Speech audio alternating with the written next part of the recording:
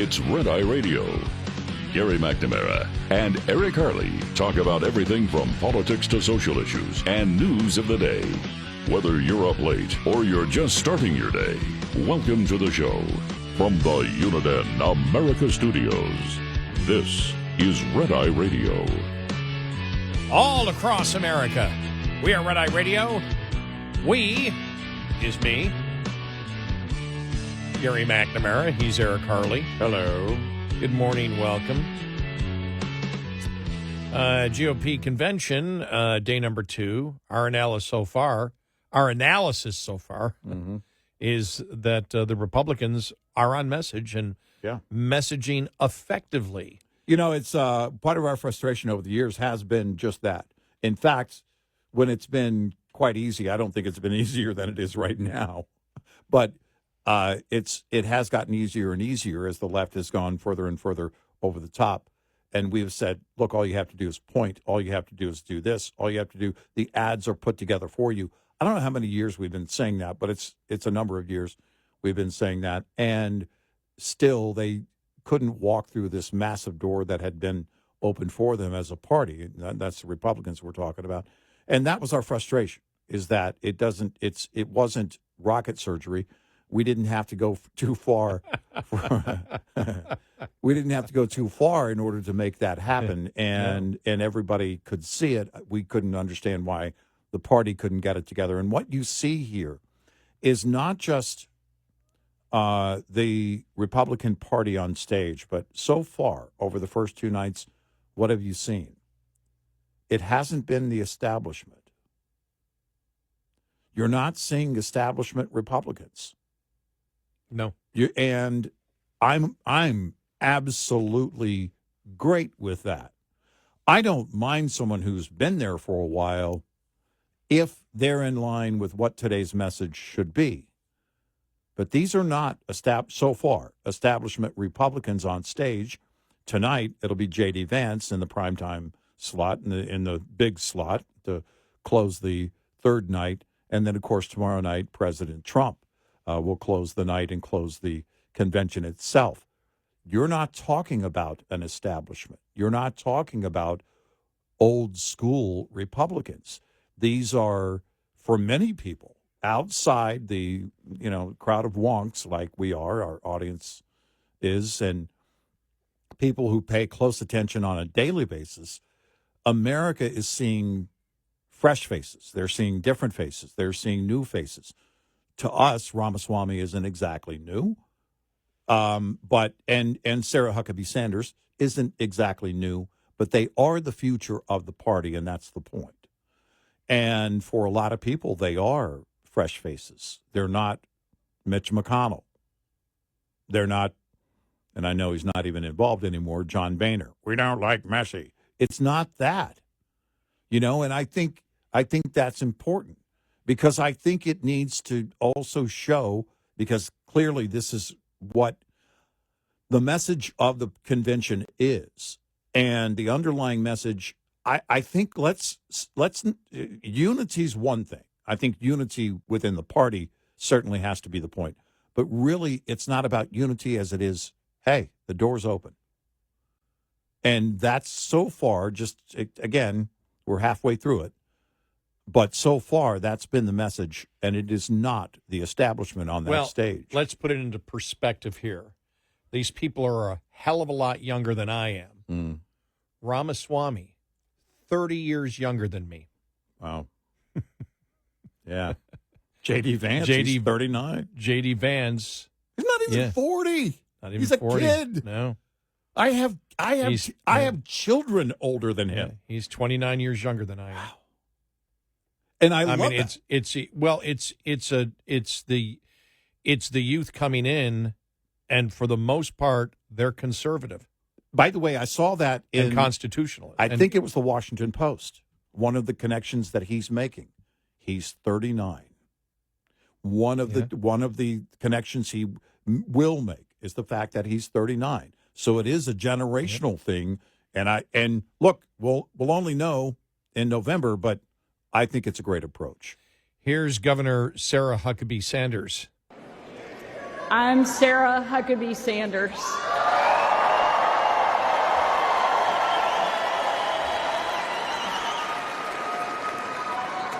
And before I get started, I want to say I have always been proud to stand with President Trump, but never have I been more proud than to stand with him right now, tonight.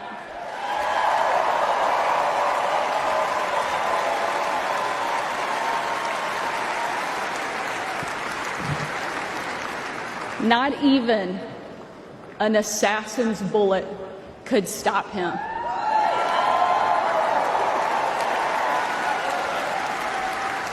God Almighty intervened because America is one nation under God, and He is certainly not finished with President Trump.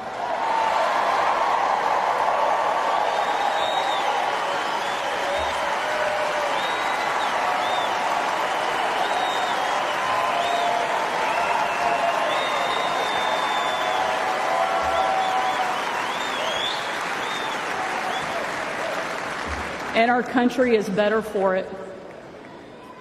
I am here tonight as America's youngest governor, the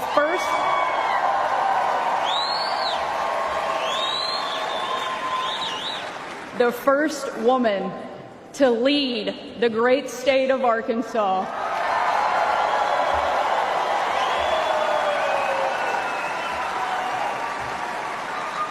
And most importantly, a mom to 3 amazing kids, Scarlett, Huck, George. When I was President Trump's White House press secretary, the best job, I got the chance to take my 4-year-old son, Huck, to Bring Your Kid to Work Day. Much like Jill now drags Joe to bring your husband to work day.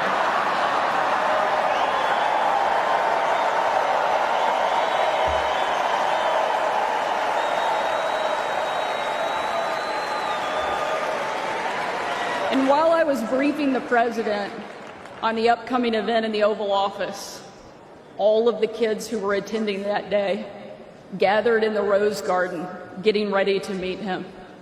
And we were walking out onto that beautiful, perfect colonnade. And I saw out of the corner of my eye that my son Huck was running full speed directly at the President of the United States. Being the gracious person he is, President Trump bent down to give him a big hug. And right in front of everyone, Huck sidestepped the president, completely ignoring him in front of everyone, and ran straight into my arms.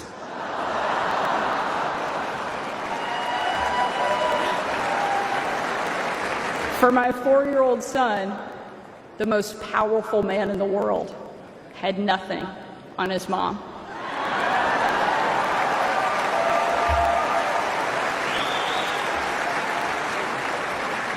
But because he's the amazing man he is, President Trump didn't mind at all. After all, he's a dad to 5 unbelievable kids and a grandfather to 10.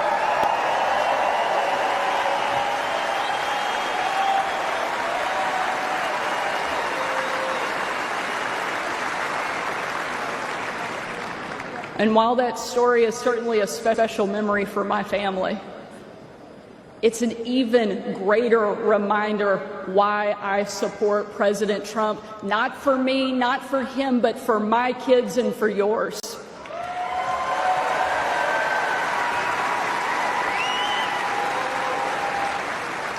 Under President Trump, America was safer.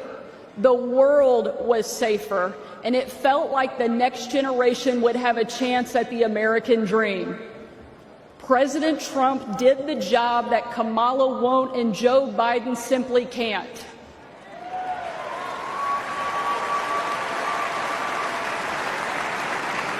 When we're honest, every American knows that we were so much better off under President Trump.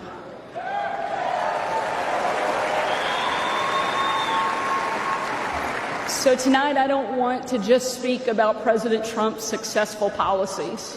While there are many, I want to talk about the man that I know. When the president hired me, I was the first mom and only the third woman to ever serve as the White House press secretary.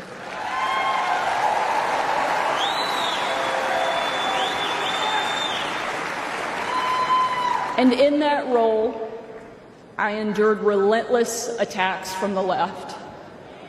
I was insulted as a guest at the White House Correspondents' Dinner. My family was denied service and kicked out of a restaurant.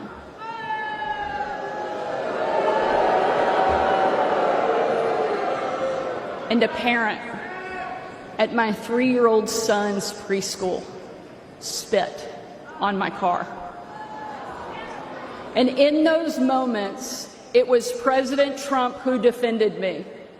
And when an MSNBC host, the author of several books on empowering women, said I was unfit to be a mother, and another MSNBC host said I was vile, not even human, and that I should be choked, MSNBC again did nothing. But our president pulled me aside, looked me in the eye, and said, "Sarah, you're smart, you're beautiful, you're tough, and they attack you because you're good at your job. Never let them stop fighting."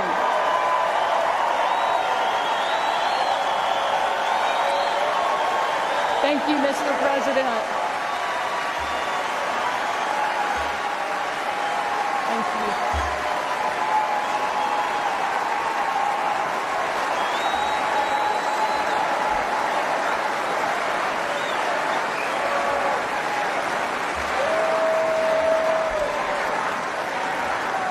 That's the Donald Trump that I know. And that's the Donald J. Trump I will always respect. The left doesn't care about empowering women. Biden and Harris can't even tell you what a woman is. They only care about empowering themselves. But we have a president who believes in empowering every American and that our country is worth fighting for.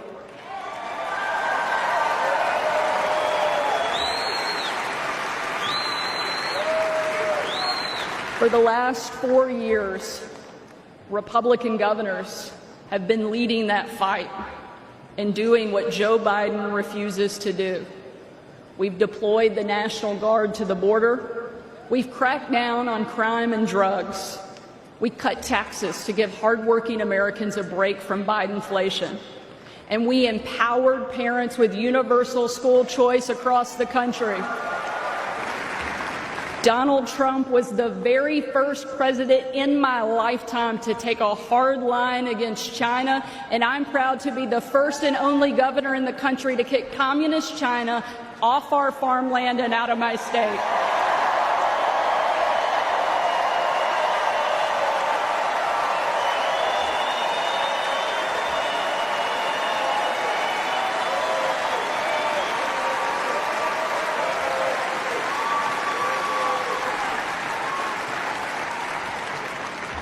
President Trump is a leader, and he's the leader our country needs. And if ever there was a doubt, earlier this week, we saw just how tough, resilient, courageous, and daring this man is, and we can't get him back in the White House fast enough.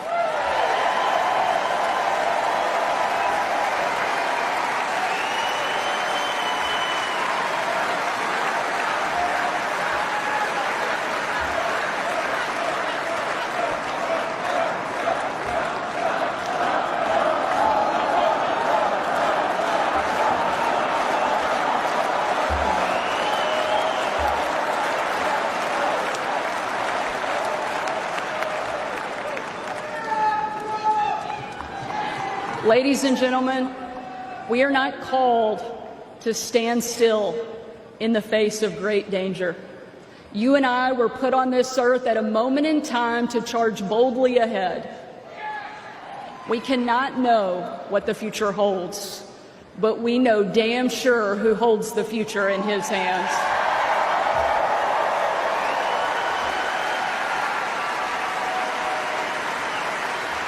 God spared President Trump from that assassin because God is not finished with him yet.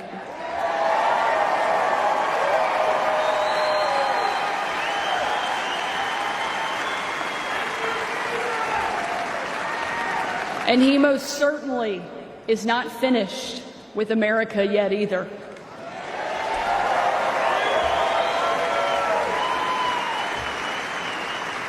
With God as our guide and President Trump back in the White House, we will show the world that America is the place where freedom reigns and liberty will never die.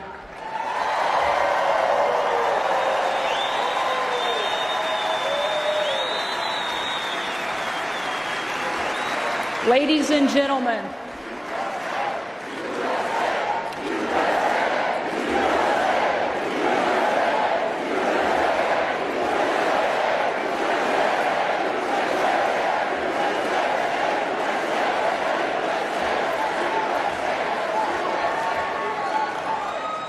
tonight, let us not leave here just excited about a great few days, but let us leave here energized and committed to making sure that we protect our freedom and we have the ability to pass it on to the next generation, because America is the greatest country that the world has ever known, and our kids and our grandkids deserve to enjoy it the way each of us did. And we will with President Trump back in the White House. Thank you so much. God bless the great state of Arkansas and the amazing United States of America. Thank you very much. Sarah Huckabee Sanders last night. We'll talk more about what she had to say, her remarks. Next, 866-90-RED-EYE. This morning's USDA Farm Report is brought to you by House Products. Tested, trusted, guaranteed since 1920. While much of the nation has experienced extreme heat in recent weeks, it's interesting to note that a lot of the Midwest has been in a protective bubble, so to speak, during the growing season, and that has certainly helped out with the corn and soybean crops. USDA meteorologist Brad Rippey says that is reflected in mid-July crop conditions, well above last year's totals. We have really kind of slid through the early part of this important growing season with relatively few Midwestern concerns. The cool weather trend will continue as a strong midsummer cold front is pushing its way through the plains and Midwest. And the progression of that front will be further to the south and east as the week progresses until the front finally stalls over the lower southeast late this week, which is expected to provide beneficial rainfall in some areas. Heavier accumulation totals are expected later in the week in places like the southern Appalachians and the Mid-Atlantic. I'm Rod Bain reporting for the U.S. Department of Agriculture in Washington, D.C. This report brought to you by Cenex Fuels and Lubes. Get in touch with Red Eye Radio, toll free at 866-90-RED-EYE.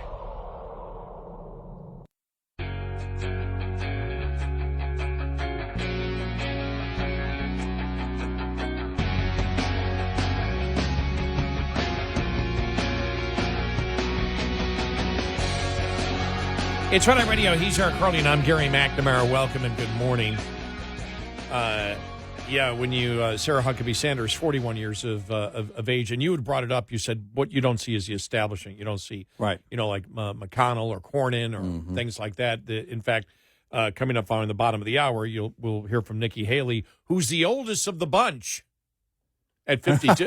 Right. At 52. Yeah, right. And I believe... We're not saying she's past her prime, by the way. No. We would never. That would be wrong. No. She's way past. No, I'm kidding. That happened a long time ago. Just a joke.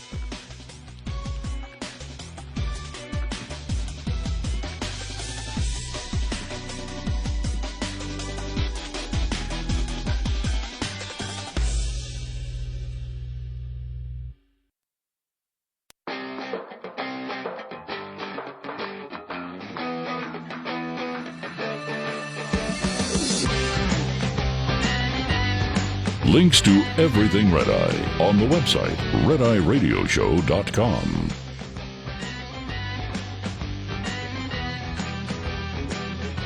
It's Red Eye Radio. He is Eric Harley, and I'm Gary McNamara. As we talk about the GOP convention in Milwaukee, to see some of those signs that were out there in trucks. I think it was Democrat organizations, dictator. Yeah, It's like, yeah. all right, fine, whatever. One thing, again, and we want to get to a couple more audio cuts before we get out of here, so it's going to be very short. One thing we've noticed is, and you said it before, no establishment. Right. If you're somebody who doesn't pay a lot of attention to politics, you may look at this and go, who are these people? Right. Who are these people that are speaking? I've never seen these people before. As I told you the other day, 2 women that I know, adult women, asked me who J.D. Vance was. Mm-hmm. Who is he? Right.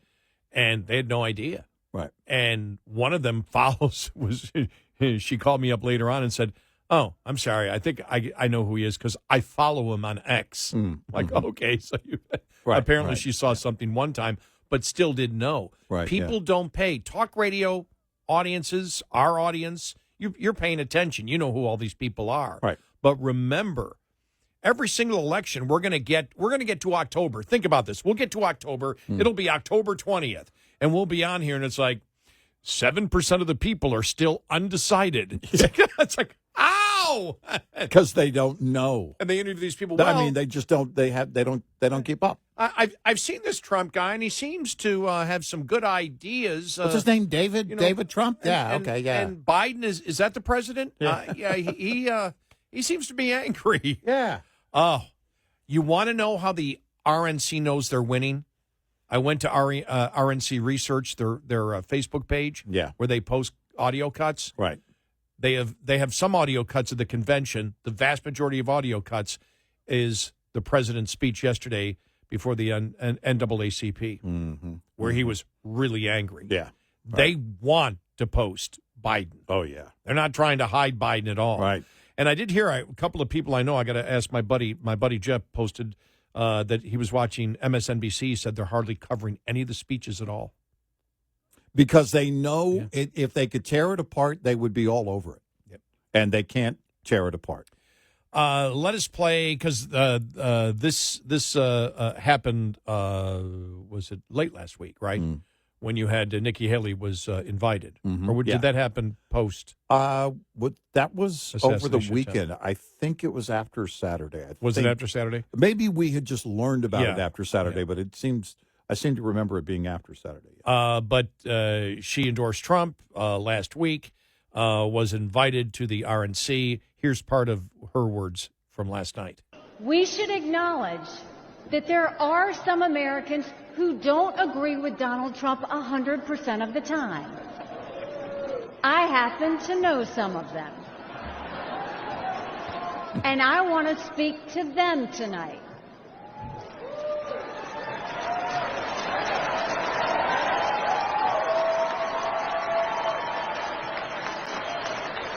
My message to them is simple. You don't have to agree with Trump 100% of the time to vote for him.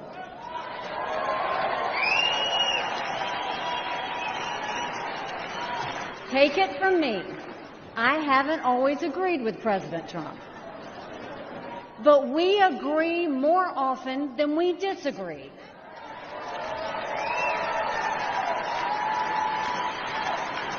We agree on keeping America strong. We agree on keeping America safe. And we agree that Democrats have moved so far to the left that they're putting our freedoms in danger. I'm here tonight because we have a country to save. And a unified Republican Party is essential for saving her.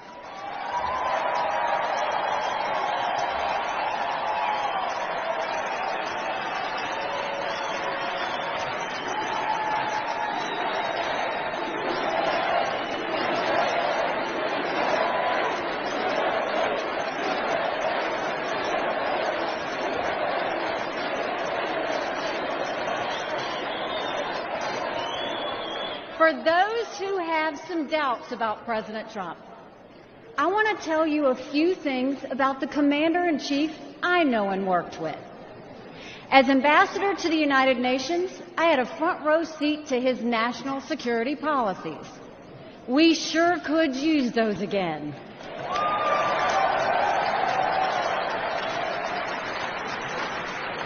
Think about it. When Barack Obama was president, Vladimir Putin invaded Crimea. With Joe Biden as president, Putin invaded all of Ukraine. But when Donald Trump was president, Putin did nothing. No invasion.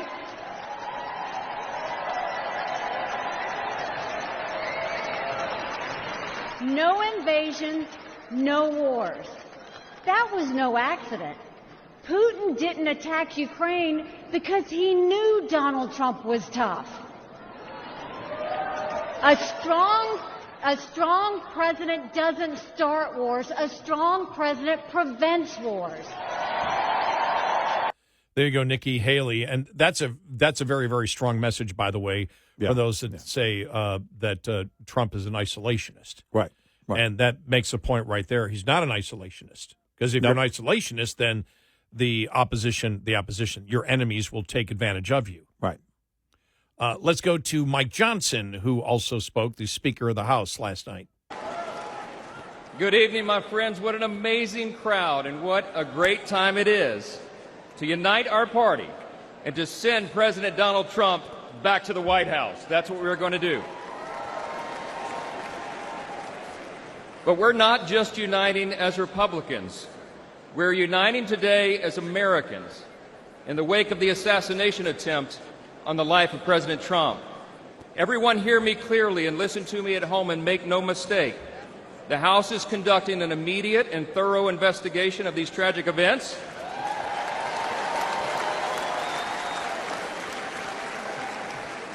And that work has already begun.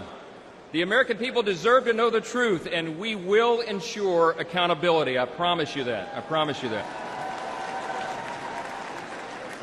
This has always been an important principle to us. We in the Republican Party are the law and order team. We always have been, and we always will be, the advocates for the rule of law. And we all know that that principle, as well as many others, is in serious jeopardy today. See, we've come to a moment in America where the basic things that we once took for granted are being openly challenged like never before. My friends, we are no longer just in a battle between two opposing political parties. We are, but it's not just ours versus these anymore. We're now in the midst of a struggle between two completely different visions of who we are as Americans and what our country will be. The Republican Party stands for the foundational truths that made America the greatest nation in the history of the world. We are the most free, the most powerful, the most benevolent nation that has ever been. It's not even close. It's not even close. But we have no guarantee that this grand experiment in self-governance can endure unless we respond to the call to keep it. 248 years ago, we boldly proclaimed in our Declaration that all men are created equal, not born equal, created equal, and that we're endowed by our Creator with certain inalienable rights. See, we understand that our rights do not come from government. They come from God.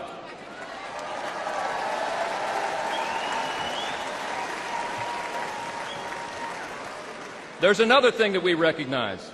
We recognize that we are made in His image. And because of that, every single person has inestimable dignity and value. And your value is not related in any way to the color of your skin, what zip code you live in, where you come from, what your talents are, or what you can contribute to society. Your value is inherent because it is given to you by your Creator. That's what we stand for.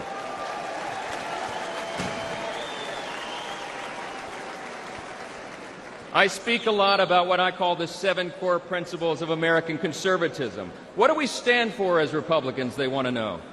I think it boils down to a few things: individual freedom, limited government, the rule of law, peace through strength, fiscal responsibility, free markets, and human dignity. Indeed, those are the 7 core principles of American conservatism, but they're actually the core principles of our republic itself. And while they resonate in our hearts and in the hearts of most Americans, listen to me, the radical, woke, progressive left has disdain for those principles, all right? They have a very different vision for what America should become. They want to tear down those foundations and remold us into some sort of borderless, lawless, Marxist, socialist utopia. We're here to say, not on our watch. We will not allow that to happen.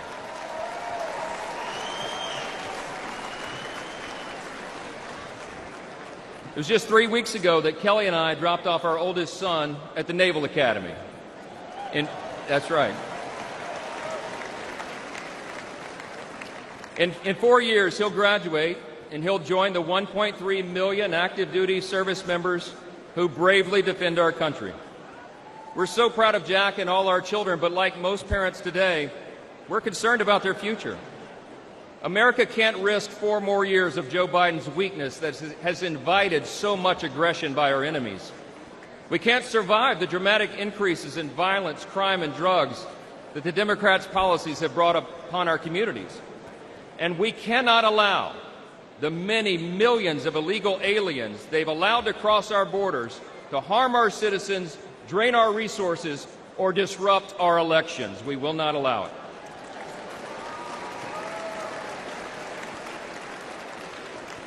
My friends, we're watching the principles of faith, family, and freedom that once defined our nation now being trampled underfoot by the radical left. As President Trump raised his fist and gave a rally cry on Saturday, now is our time to fight, and we will. There you go, Speaker Mike Johnson. One of the funniest quotes, because I went to YouTube. One of the funniest quotes was Mike Johnson should play Stephen Colbert in a skit on Gutfeld. Yeah, right. Yeah. I saw it. I read that. I was looking at it. One thing that, one of the notices that went out, no over-the-top rhetoric, and you didn't hear anything like that from any of the speeches last night, or any of the speeches at all during the convention so far. No demonization. No. Most of it was based on the issues and where Democrats are leading us as a nation and where Republicans wish to go. A couple of jokes about Biden, but it really wasn't. It didn't get. No. It wasn't something that it was over the top. It's something that you're going to typically hear, but everything was also on the issues, but on the core values. It wasn't. It also wasn't about the people. While obviously it centers around the presumptive nominee, it's on the ideas. That's what you heard. The majority of what you heard so far in the first 2 nights is about the ideas, and the ideas that go beyond one person. You and I have talked about it. The people come and go. At some point, Donald Trump will no longer be directly involved in American politics. 2045, 2046, around then. Just to throw the liberals off. And it is, it's the people do come and go. The ideas remain, and what you're hearing is the ideas. And I think so far, really great. 866-90 Red Eye. We'll be right back with more Red Eye Radio with Eric Harley and Gary McNamara.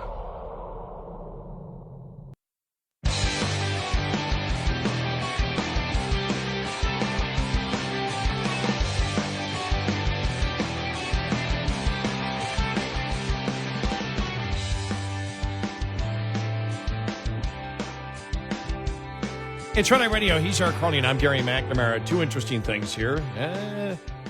The DEI movement slowly crumbling across America. Microsoft cuts a DEI team. Microsoft employees have been complaining internally after the tech company cut a DEI team.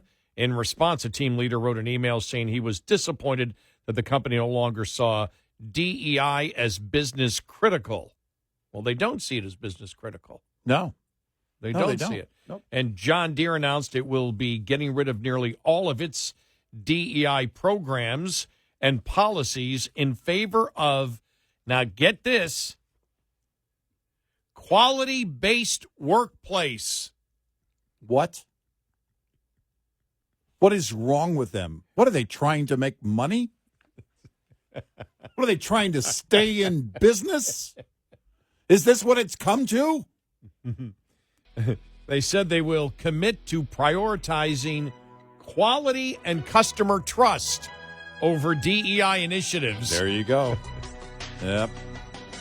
Yeah. So the dominoes are falling. Slowly falling.